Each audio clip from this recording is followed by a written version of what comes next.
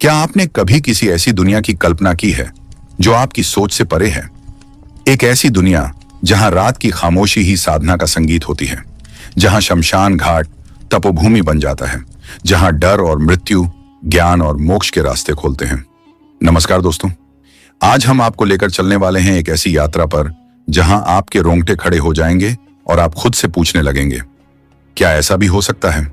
हम बात कर रहे हैं उन लोगों की जो समाज की भीड़ से दूर रात के अंधेरों में मृत्यु के सन्नाटे में खुद को भुला चुके होते हैं। यह कोई साधारण लोग नहीं हैं, ये हैं अघोरी। लेकिन रुकिए, क्या अघोरी सच में वो हैं जो हम टीवी या फिल्मों में देखते हैं? क्या वे सच में मुर्दों के साथ रहते हैं? क्या वे तंत्र मंत्र के झाता होते हैं या किसी गहरे राज को छुपाए हुए चलते हैं? आज हम खोलने वाले हैं अघोरियों की रहस्यमयी दुनिया का वो दरवाजा जिसके पीछे छुपे हैं ऐसे सच जिनसे आम इंसान शायद कभी रूबरू नहीं हो पाता। इस सृष्टि में अनगिनत रहस्य छुपे हुए हैं, लेकिन कुछ रहस्य ऐसे होते हैं जिन्हें जानना तो दूर, उनके करीब जाने का साहस भी बहुत कम लोग कर पाते हैं। और उन्हीं में से एक है अघोरियों की दुनिया। जब कोई अघोरी शब्द सुनता है तो अक्सर मन में एक अजीब डर, एक रहस्यमयी छवि उभर आती है। काले कपड़े, श्मशान की राख, हाथ में खोपड़ी और आंखों में एक अलग ही जादू। पर क्या आपने कभी सोचा है कि यह सब प्रतीक मात्र हैं या इनके पीछे कोई गहरी साधना छिपी है? अघोरी वह होता है जो संसार के हर द्वंद से परे होता है, न अच्छा न बुरा, न पवित्र न अपवित्र। उसकी नजर में सब समान है। उसके लिए न शव से डर है न जीवन से मोह। वह मृत्यु के साथ बैठता है क्योंकि वह जानना चाहता है मौत की असली परिभाषा। वह श्मशान में ध्यान करता है क्योंकि वहां न कोई दिखावा होता है न कोई भ्रम। वहां केवल सत्य होता है और यही सत्य उसकी साधना का मूल होता है। कहा जाता है कि असली अघोरी न केवल मृत देह के पास ध्यान करता है, बल्कि कभी कभी वह शवों का उपयोग अपनी साधना की उच्चतम अवस्था प्राप्त करने के लिए भी करता है। लेकिन दोस्तों, सवाल यह भी उठता है, क्या यह केवल किसी सनकी की कल्पना है या वास्तव में ऐसा कुछ होता है? क्या सच में अघोरी उस रहस्य को जानते हैं जिसे हम जीवन और मृत्यु के बीच खोजते हैं? ऐसे कई प्रश्न हैं जो इस दुनिया को आम इंसानों के लिए डरावना बना देते हैं, लेकिन अघोरी के लिए यही डर, यही मृत्यु उसका ध्यान है, उसकी तपस्या है। अघोरी पंथ की नींव रखी थी स्वयं भगवान शिव ने। कहा जाता है कि जब देवता, असुर और मनुष्य सभी भ्रम में थे, तब शिव ने अघोर पंथ का मार्ग खोला, जिसका उद्देश्य था मनुष्य को उसके अंदर छिपे सत्य से मिलवाना। और इस पंथ में सबसे आवश्यक होता है वैराग्य, हर उस चीज से मुक्ति जो इंसान को बांधती है। बाबा कीनाराम अघोरी परंपरा के आदि स्तंभ है। शास्त्रों में कहा गया है कि श्मशान की निःशब्दता में जब कोई मन एकाग्र होता है तो साधना सबसे तेज गति से फल देती है। और यही कारण है कि अघोरी परंपरा में श्मशान का विशेष स्थान है। हम जान चुके हैं कि भगवान शिव ने ही अघोर पंथ की नींव रखी थी, लेकिन एक सवाल हमेशा उठता है, आज के युग में वो कौन है जिनसे हर अघोरी अपने मार्ग की प्रेरणा लेता है? इस सवाल का उत्तर है बाबा कीनाराम। अघोर साधना के मार्ग में बाबा कीनाराम को आधुनिक युग का पथ प्रदर्शक माना जाता है। हर सच्चा अघोरी उन्हें अपने आध्यात्मिक कुलगुरु की तरह देखता है। बाबा कीनाराम की रहस्यमयी जन्म कथा उत्तर प्रदेश के रामगढ़ नामक छोटे से गांव में सन 1668 में एक बालक ने जन्म लिया। पर यह कोई साधारण जन्म नहीं था। भाद्रपद मास की कृष्ण पक्ष चतुर्दशी, जो कि शिव साधना के लिए अत्यंत शुभ मानी जाती है, उसी दिन बाबा कीनाराम का जन्म हुआ। लेकिन उनकी पहली ही सांस से अजीब घटनाएं घटने लगीं। नवजात बालक के पूरे 32 दांत पहले से ही उपस्थित थे, जो चिकित्सा शास्त्र की दृष्टि से अत्यंत दुर्लभ घटना है। और फिर वो 3 दिन तक ना रोए, न मां का दूध पिया। चौथे दिन अज्ञात दिशा से 3 साधु आए, बालक को गोद में लिया, उसके कान में कुछ कहा और तभी वह रो पड़ा और मां का दूध पीने लगा। गांव वालों के लिए यह एक संकेत था, यह बालक असाधारण है। आध्यात्म की ओर झुकाव और दीक्षा, बचपन से ही उनका मन सांसारिक सुखों से विरक्त रहा। कम उम्र में ही उन्होंने सन्यास का मार्ग चुन लिया और एक महान अघोरी गुरु बाबा कालूराम की शरण में अघोर साधना का अभ्यास आरंभ किया। उनकी साधना इतनी प्रचंड थी कि कई स्थानों पर उन्होंने कठोर तप किया और धीरे धीरे अद्भुत सिद्धियां प्राप्त की। कहते हैं जहां साधारण साधक वर्षों में भी प्रवेश नहीं कर पाते, बाबा कीनाराम वहां कुछ ही समय में पहुंच जाते थे। काशी में राजा चेत सिंह का अपमान और अघोरी का श्राप एक समय की बात है। काशी में राजा चेत सिंह का दरबार सजा हुआ था। शिव अभिषेक का आयोजन था। विद्वान और पुरोहित उपस्थित थे। उसी समय बाबा कीनाराम वहां पहुंचे, साथ में एक गधा और एक बिल्ली। दरबार में मौजूद दरबारियों ने उनकी वेशभूषा देख व्यंग्य किया। राजा ने भी कहा, यह अघोरी यहां क्यों आया है? यहां ज्ञान की बात हो रही है। बाबा मुस्कुराए और बोले, पहले मेरे गड्ढे से वेद तो सुन लो, फिर मुझे टोकना। उन्होंने गड्ढे को डंडा मारा और गड्ढा वेदों का उच्चारण करने लगा। पूरा दरबार स्तब्ध रह गया। राजा ने क्षमा मांगी, पर बाबा क्रोध में आ गए। श्राप दिया, राजन, अब तेरा न तो राज्य बचेगा, न किला, न वंश। तेरे महल पर कबूतर बीट करेंगे। और इतिहास गवाह है, चेत सिंह को अपना किला छोड़ना पड़ा। उसके बाद काशीराज वंश ने 1970 तक अपने उत्तराधिकारी गोद लेकर ही तय किए।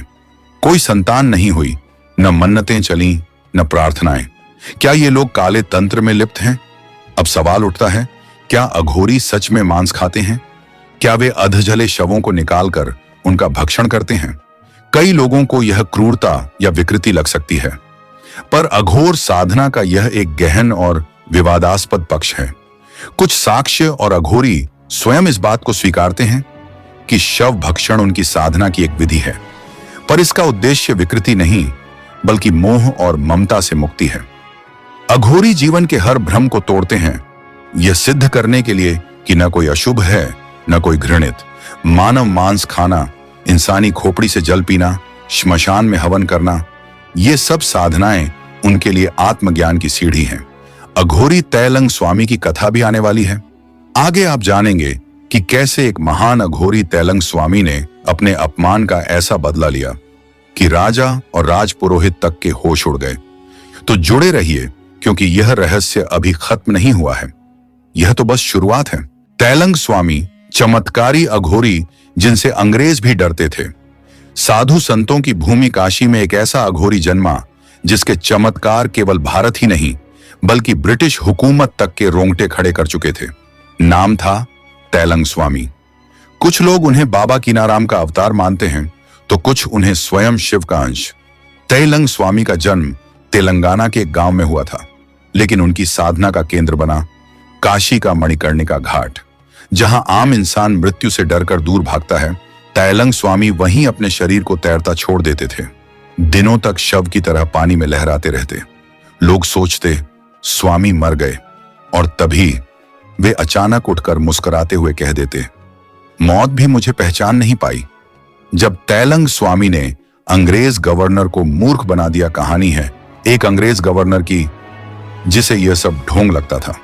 उसने तैलंग स्वामी की शक्ति को झूठा करार दिया। बोला, अगर तुम महान हो तो जहर पीकर दिखाओ। तैलंग स्वामी मुस्कुराए और सामने रखा पूरा जहर एक ही घूंट में पी गए। सन्नाटा छा गया। कई घंटों तक वे ध्यानस्थ बैठे रहे। फिर बोले, अब बोलो, और क्या चाहिए? गवर्नर शर्मिंदा हुआ, लेकिन क्रोध भी नहीं छोड़ा। एक दिन उसने तैलंग स्वामी को पकड़ा और जेल में डाल दिया। लेकिन अगली सुबह तैलंग स्वामी वहीं घाट पर ध्यान लगाए दिखे। जब जेल खोली गई तो वो खाली थी। गवर्नर हैरान था। स्वामी ने कोई दीवार नहीं तोड़ी थी, लेकिन फिर भी वो वहां नहीं थे। तैलंग स्वामी की चेतावनी। विज्ञान की सीमाएं हैं, कहा जाता है। तैलंग स्वामी एक दिन घाट पर बैठे थे तो कुछ अंग्रेज वैज्ञानिक उन्हें देखने आए। वे बोले, क्या आपकी शक्तियां तंत्र से हैं या साइकोलॉजी से?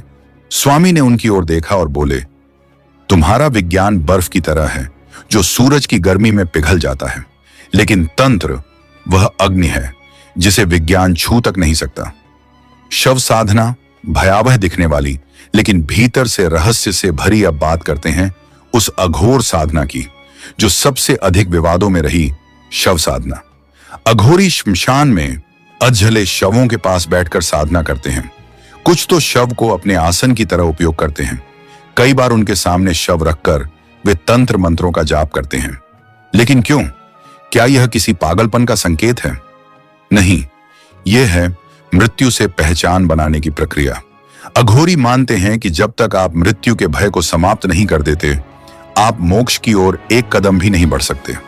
शव की उपस्थिति उन्हें हर पल यह स्मरण कराती है कि जीवन क्षणिक है। जहां एक सामान्य व्यक्ति शव को देख डरता है, वहीं अघोरी उसमें से ब्रह्म को देखने की कला रखते हैं। मानसिक स्तर पर अघोरी क्या करते हैं? शरीर से हटकर अगर हम मानसिक और आध्यात्मिक स्तर पर देखें तो अघोरी का उद्देश्य है पूर्ण विलय, अर्थात न कोई कामना रहे, न कोई पहचान, न अच्छा बुरा, न पवित्र अपवित्र। मैं का अहम मिटाकर सब कुछ शिव है की अनुभूति। जब वो शव को गले लगाते हैं या मलमूत्र तक को स्पर्श करने से नहीं घबराते, तो वो ये सिद्ध कर रहे होते हैं कि मेरी आत्मा इन सबसे परे है। अब बात करते हैं उस रहस्यमयी घटना की जिसने 2020 में वैज्ञानिकों की नींद उड़ा दी। स्थान तिब्बत और नेपाल की सीमा के पास एक अत्यंत दुर्गम गुफा। कुछ पर्वतारोहियों को वहां एक बेहद अजीब ढांचा मिला जो एक इंसानी शरीर जैसा था, लेकिन उसमें कोई सड़न नहीं थी। जब उस शरीर को निकाला गया और परीक्षण के लिए भेजा गया तो रिपोर्ट में आया यह शरीर कम से कम 7000 साल पुराना है। लेकिन सबसे चौंकाने वाली बात यह थी, उसकी कोशिकाएं आज भी सक्रिय थीं, अर्थात वह शरीर जीवित अवस्था में समाधि में था। उसे भारत लाया गया। सन्यासियों ने बताया यह कोई आम साधु नहीं, यह सतयुग का अघोरी है। जब वह व्यक्ति चेतना में आया तो उसके पहले शब्द थे, मैं चला गया था शिव में, अब लौट आया हूं क्योंकि फिर से अधर्म बढ़ गया है। उस अघोरी ने क्या बताया? उसने बताया कि अघोरी अमर नहीं होते, लेकिन वे काल पर नियंत्रण पा सकते हैं। उनकी साधना का अंतिम चरण होता है काल विलीन तंत्र, जहां साधक अपना समय नियंत्रित करता है। वह बोला, हमने अपनी मृत्यु को टाल दिया क्योंकि मृत्यु हमारे लिए ठहराव नहीं, एक द्वार है। वैज्ञानिकों ने जब उसकी मांसपेशियों, आंखों और दिमाग की जांच की तो पाया कि वह किसी सामान्य मनुष्य से कई गुना अधिक जागरूक था। क्या अघोरी अमर होते हैं? इस प्रश्न का उत्तर शायद सीधे नहीं दिया जा सकता।